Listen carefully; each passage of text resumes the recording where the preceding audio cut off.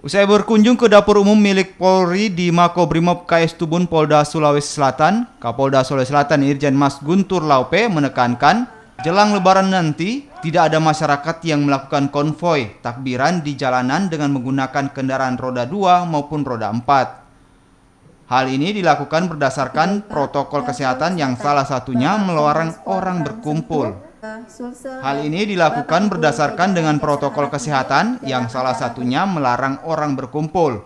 Selain itu, konvoi takbiran juga melanggar ketertiban lalu lintas. Saya pikir tidak ada konvoi takbiran. Kita sudah wanti-wanti dari awal bahwa takbiran keliling itu tidak ada. Kadang-kadang kan takbiran itu kan diwarnai dengan hal-hal yang budaya yang kurang baik, yaitu konvoi panjang menggunakan roda 2, roda 4, keliling kota. Sebenarnya itu mengganggu ketertiban lalu lintas, dan juga saat ini itu kan tempat berkumpulnya orang yang sebaiknya tidak dilakukan pada saat kapan saja, khususnya di malam takbiran. Jadi harapan saya hal ini tidak dilakukan oleh warga kita.